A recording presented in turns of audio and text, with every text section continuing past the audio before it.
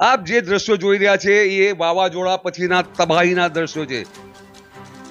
બોડેલી તાલુકાના માખણી વિસ્તારની અંદર જે કેળની ખેતી કરતા ખેડૂતોને હવે રડવાનો વારો આવ્યો છે, કારણ કે 11 જે માસ તેમને મહેનત કરી અને એક વાવાઝોડાએ 30 સેકન્ડની અંદરના ખેતરોને તબાહ કરી દીધા છે, ભોય ભેગા કરી દીધા છે। આપ જોઈ શકો છો કે આ જે ખેડૂત છે એ ખેડૂત જે લૂમ કેળાને ઊંચકી રહ્યો છે, પકડી રહ્યો છે, પરંતુ તેમાં ગ્રોથ આવ્યો નથી, એટલે આ જે કેળ છે, કેળનો જે ફળ છે એ બીજી શકે તેવી શક્યતા નથી। કડી મહેનત કરી, મોંઘાદાટ બિયારણ નાખ્યા છે તેમને, પરંતુ તેમને હવે વળતર રૂપે એક પાય મળવાની નથી। આજે વિસ્તારના ખેડૂતો છે એ સરકાર પાસે આશ રાખી રહ્યા છે, પરંતુ દુઃખની વાત એ છે કે આ વિસ્તારના તમામ જે નેતાઓ છે એ તમામ નેતાઓ આ ખેડૂતોની કોઈ ચિંતા કરી નથી। આ વિસ્તારના ખેડૂતોને તેઓ મળવા આવ્યા નથી, જેને લઈને બારોબાર નારાજગી આ નેતાઓ પ્રત્યે જોવાઈ રહી છે।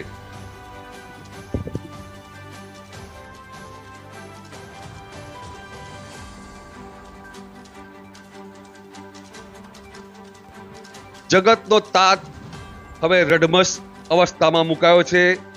એ વિચારે છે શું અને થાય છે શું। ફરી એકવાર આપ જોઈ શકો છો કે આ જે ખેડૂતો પાયમાલીને આરે આવી ગયા છે। દેવું જે કરેલું છે એ કેમ કરીને ચૂકવશે। આ જે વાવાઝોડું વિકૃત પરિસ્થિતિમાં આવ્યું, ખરેખર ખેડૂતની જે દુર્દશા છે, આજે ખરેખર અહીંના સ્થાનિક કોઈ બી નેતા, ધારાસભ્ય હોય, જિલ્લા પ્રમુખ હોય, તાલુકા પ્રમુખ હોય, કોઈ બી આજે તમને ખેડૂતોને જે જનતા તમને ચૂંટીને પ્રતિનિધિ બનાવ્યા છે, એ પ્રતિનિધિ શા માટે બનાવ્યા? એક લોકોની સેવાને દેખરેખ માટે। આજે આટલું બધું જંગી તોફાન એકદમ ભયંકર આવ્યું, આજે ખેડૂતોને પાયમાલ થાય એ રીતે પરિસ્થિતિમાં ખરેખર કેળનો પાક નષ્ટ થઈ ગયો। ખરેખર ધારાસભ્યને બી વિનંતી, જિલ્લા પ્રમુખને બી વિનંતી, તાલુકા પ્રમુખને બી વિનંતી, ખરેખર તમે ખુરશી માટે તમે મત લેવા આવો કે જનતાની સેવા કરવા માટે?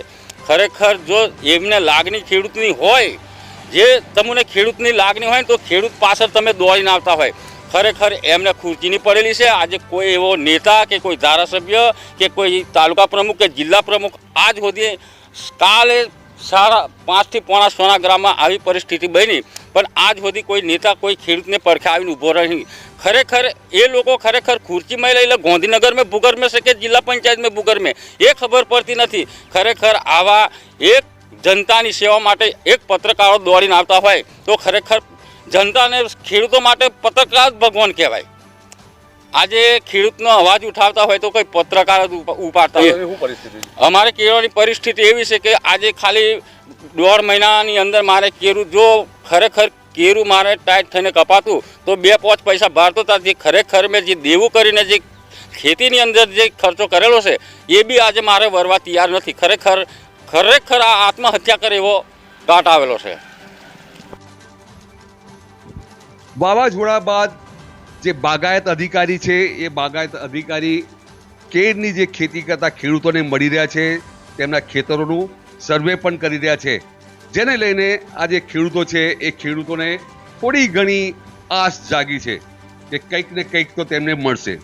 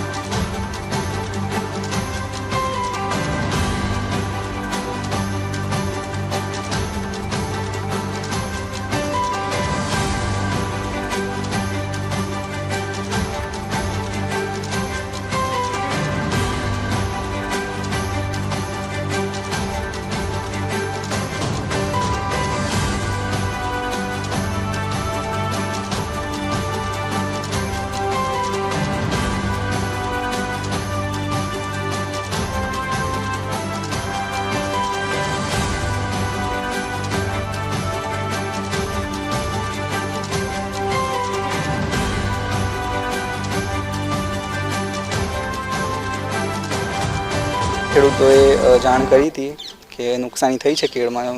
જાણ થતાં અમે તાત્કાલિક હાજર થયા છીએ અહીંયા।